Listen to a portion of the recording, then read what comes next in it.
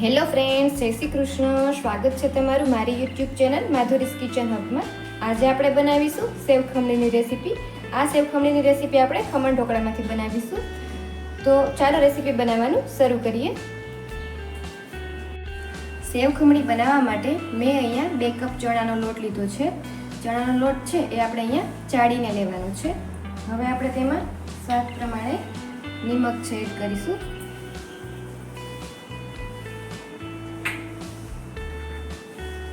Half teaspoon જેટલા લીંબુના ફૂલ છે એડ કરવાના છે. લીંબુના ફૂલની જગ્યાએ તમે લીંબુનો પણ ઉપયોગ કરી શકો છો. 1 પિંચ જેટલી હળદર છે એડ કરીશું.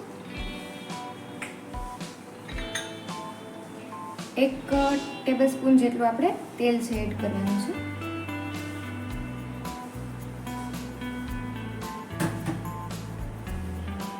બે મોટી ચમચી જેટલી ખાંડ એડ કરીશું. હવે આપણે આ મિશ્રણને મિક્સ કરી લઈશું. હવે આપણે આમાં થોડું પાણી ઉમેરતા જઈશું અને બેટર છે એ તૈયાર કરી લઈશું. આપણે આનું બેટર છે એ થોડુંક ઠીક રાખવાનું છે.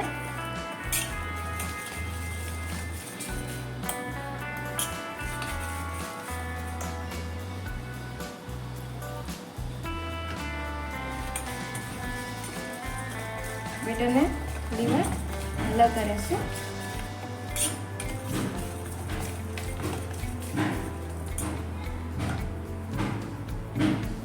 અહીંયા મારે પોણા કપ જેટલા પાણીની જરૂર પડી છે. બેટરને બરાબર મિક્સ કરી લઈશું. આવી કન્સિસ્ટન્સી વાળું બેટર આપણે જોશે.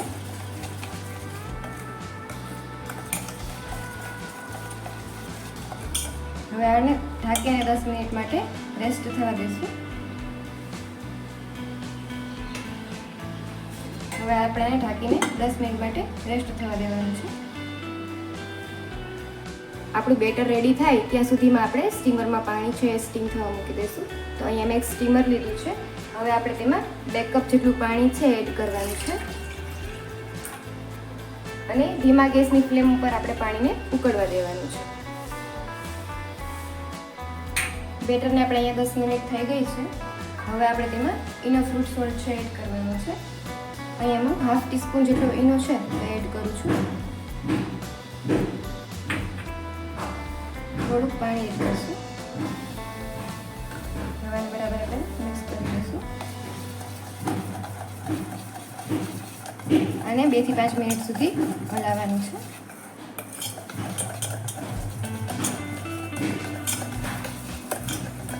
બેટર આપણું અહીંયા સરસ મિક્સ થઈ ગયું છે. હવે આપણે અહીંયા એક મોલ્ડ લેવાનું છે. એમાં આપણે થોડું તેલ એડ કરીશું. હવે આપણે આને ગ્રીસ કરી લેવાનું છે.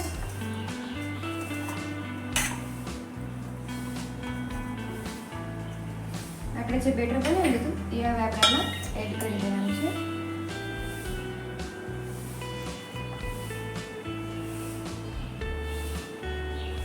અને બરાબર આપણે ટેપ કરી લેશું. હવે આપણે આને સ્ટીમરમાં સ્ટીમ કરવાના છે. તો આપણે જે સ્ટીમર અહીંયા ગરમ થવા મૂક્યું હતું એમાં આપણે આ મોલ્ડ છે એ મૂકી દઈશું. હવે આપણે સ્ટીમરનું ઢાંકણ બંધ કરી અને હાઈ ગેસની ફ્લેમ ઉપર આપણે આને 10 મિનિટ માટે ખમણને થવા દેવાના છે. અહીંયા આપણે ઢોકળાને સ્ટીમ થતાં 10 મિનિટ થઈ ગઈ છે. તો હવે આપણે સ્ટીમરનું ઢાંકણ ખોલી અને એકવાર ઢોકળાને ચેક કરી લઈશું.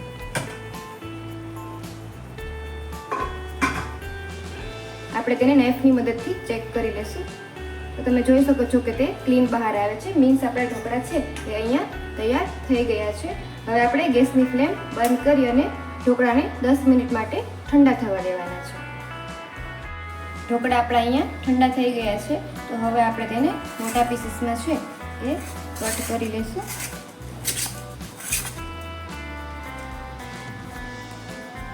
અને આપણે થોડાક મોટા પીસ કરવાના છે.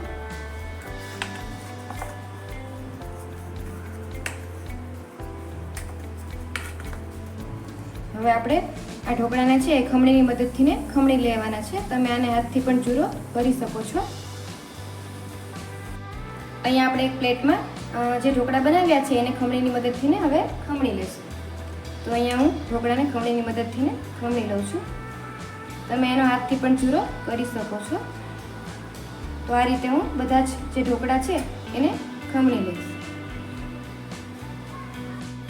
અહીંયા મેં બધા જ ખમણને ખમણીની મદદથી ખમણી લીધા છે. તો તમે જોઈ શકો છો કે આપણો ભૂક્કો છે એ એકદમ સરસ છૂટો છૂટો તૈયાર થયો છે. હવે આપણે આનો વઘાર કરવાનો છે.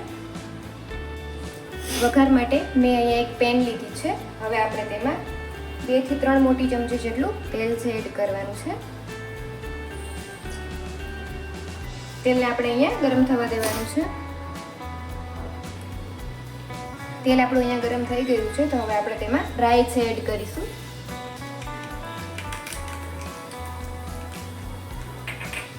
રાઈ આપણી સરસ થઈ જાય એટલે હવે આપણે તેમાં થોડીક વરિયાળી છે એ એડ કરવાની છે.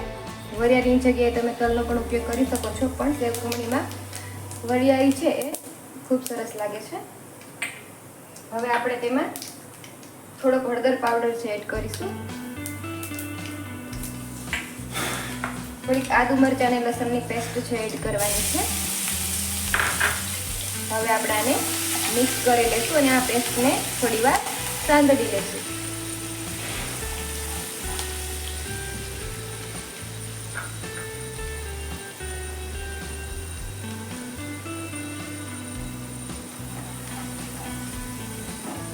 પેસ્ટ આપણે અહીંયા સંતળાઈ જાય એટલે હવે આપણે તેમાં થોડુંક પાણી છે એડ કરવાનું છે. હું અહીંયા 1/3 કપ જેટલું પાણી છે એડ કરું છું.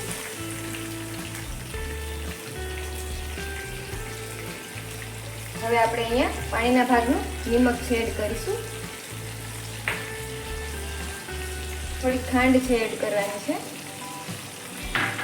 હવે આપણે પાણીને થોડી વાર માટે ઉકળવા દેવાનું છે.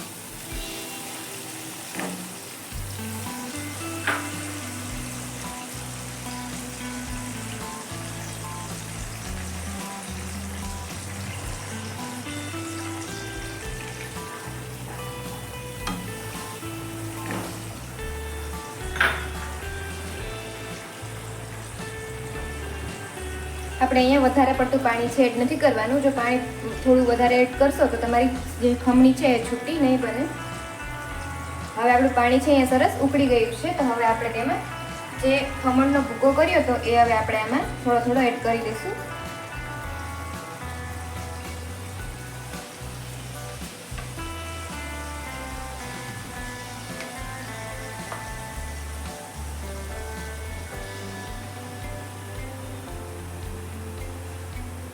અહીંયા હું બધો જ ભૂકો છે એડ કરી દઉં છું.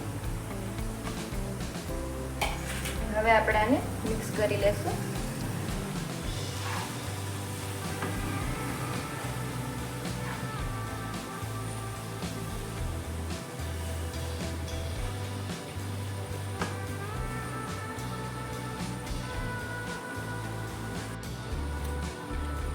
અહીંયા આપણી જે ખમણ છે એ સરસ મિક્સ થઈ ગયું છે. હવે આપણે આમાં થોડાક ફ્રેશ લીલા કાપેલ ધાણા ભાજી છે એ એડ કરીશું. અહીંયા થોડુંક લીલા નારિયેળનું છીણ મેં લીધું છે એ એડ કરું છું. જો તમારી પાસે લીલું નારિયેળ ના હોય તો તમે આ સ્કીપ પણ કરી શકો છો. હવે આપણે આને બરાબર મિક્સ કરી લઈશું.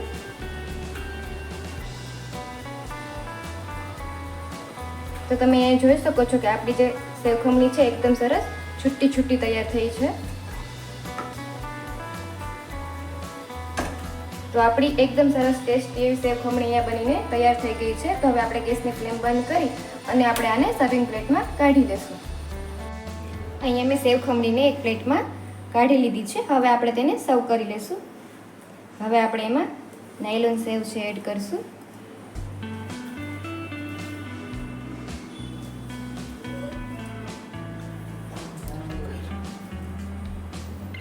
આપણે એમાં નાયલોન સેવ છે એડ કરવાની છે. હવે આપણે એમાં ધાણા ભાજી છે એડ કરીશું.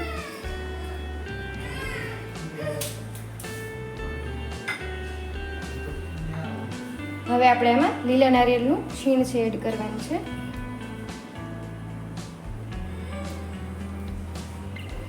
હવે આપણે એમાં દાળના દાણા છે એડ કરીશું.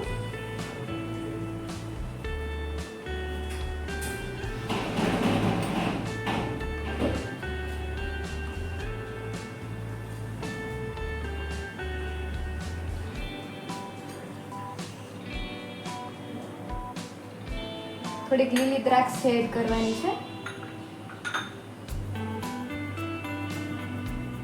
તો તૈયાર છે આપણી ટેસ્ટી એવી સેવ ખમણીની રેસીપી. જો રેસીપી સારી લાગે તો વિડીયોને લાઈક કરજો, શેર કરજો અને મારી ચેનલને સબસ્ક્રાઈબ કરજો. Thank you for watching.